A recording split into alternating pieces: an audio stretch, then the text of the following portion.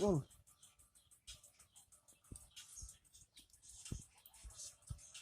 ah, mati lari.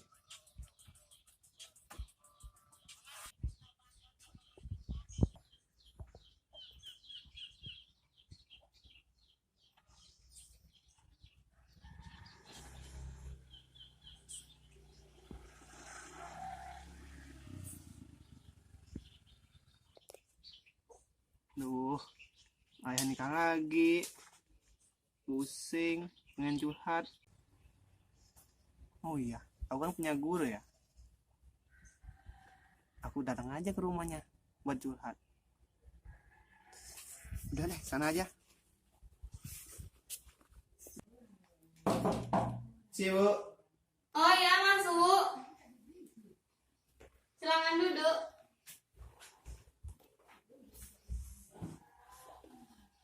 Siapa ya? Nyoman Bu, murid lulusan tahun lalu. Oh, Nyoman. Ya Bu, Gimana kabarnya? kabar saya sedang tidak baik Bu. Lo kenapa? Ada masalah yang mengganggu atau bagaimana, Nyoman? Iya Bu, saya sedang mengalami banyak masalah. Makanya saya memutuskan untuk datang ke sini Bu.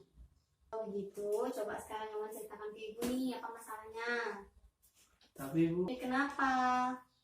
Oh iya, Nyoman sebelumnya sudah pernah mengikuti konseling individu belum? belum Bu. Belum ya? Iya Bu. Kalau Nyoman belum pernah mengikuti layanan konseling individu sebelumnya, ibu jelaskan sedikit ya.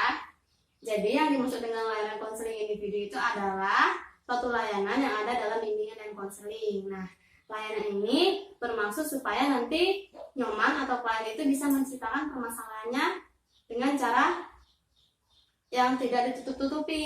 Jadi nanti kita berdua mencari jalan keluarnya dari permasalahan yang Nyoman hadapi sekarang ini.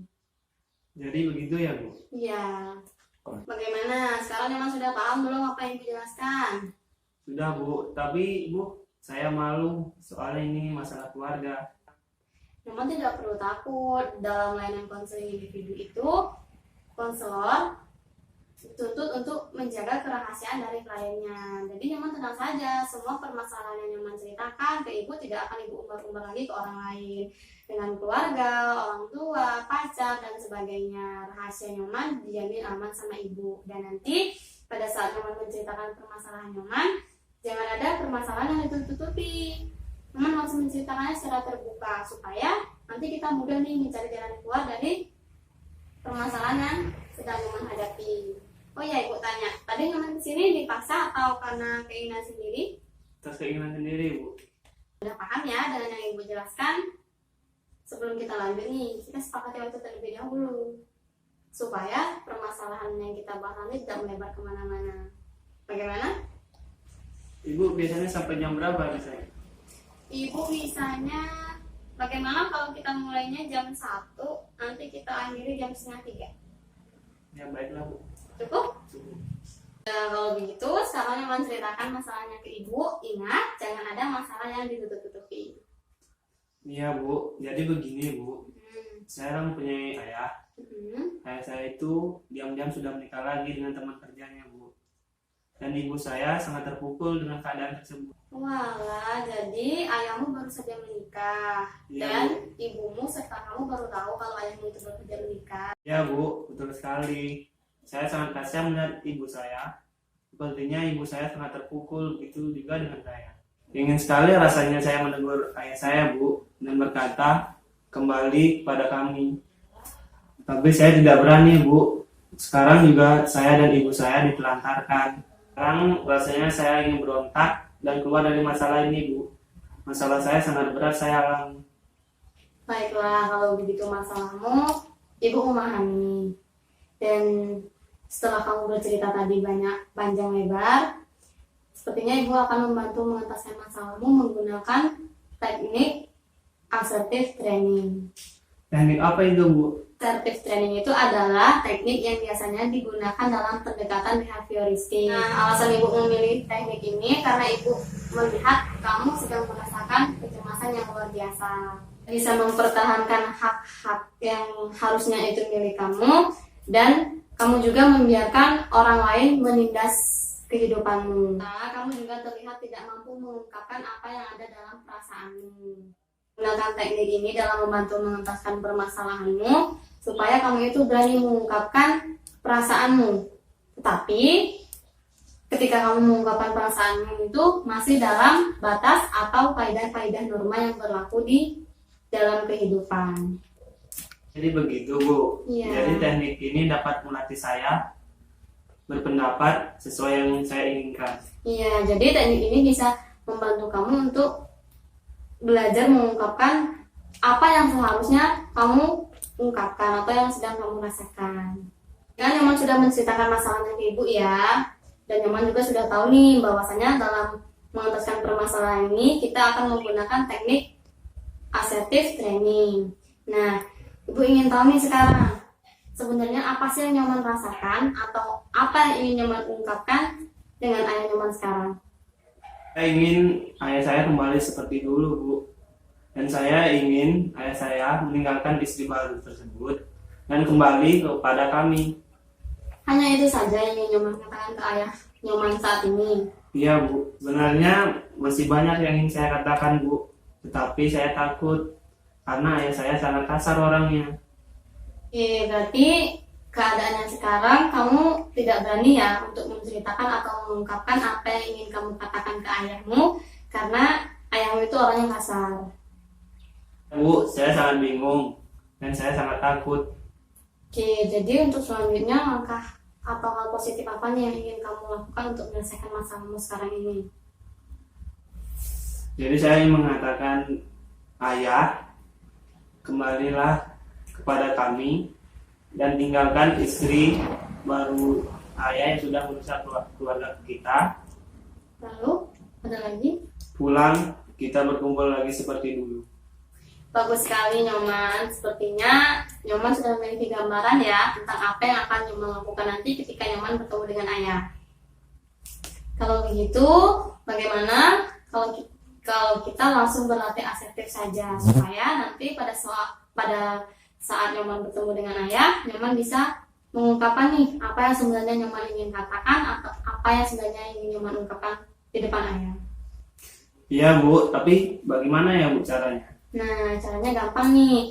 Tadi kan Nyoman sudah bilang ke Ibu nih, bahwasanya Nyoman ingin ayah pulang dan berkumpul lagi bersama Ibu. Nah, sekarang coba Nyoman katakan hal itu, Nyoman ulangi lagi kata-kata itu dengan tegas dan lantang.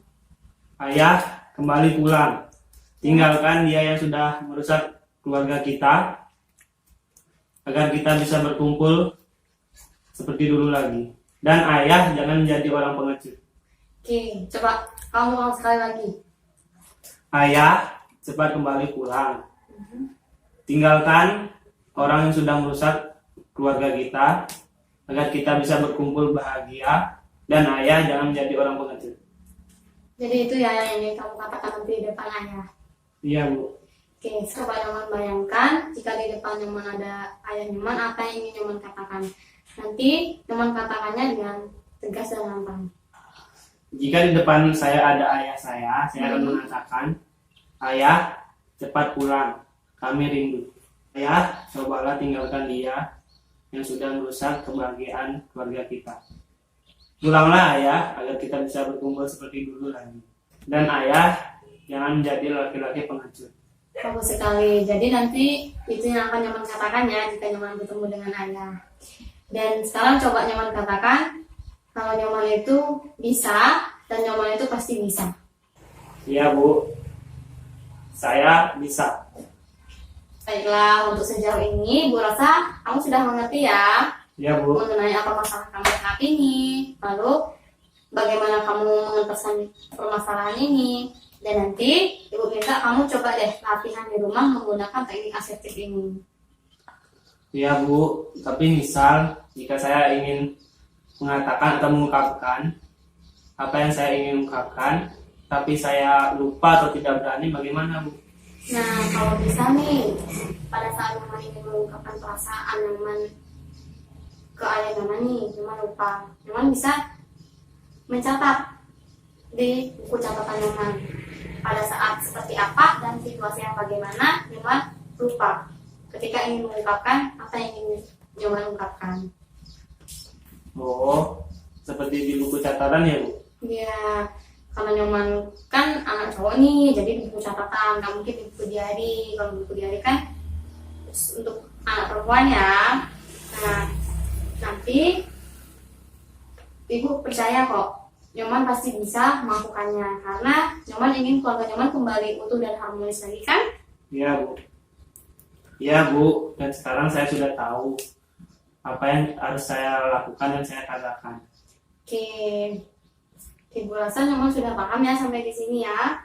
Dan mengingat jam pertemuan kita juga sudah mau habis, bagaimana kalau pertemuan ini kita akhiri sampai di sini?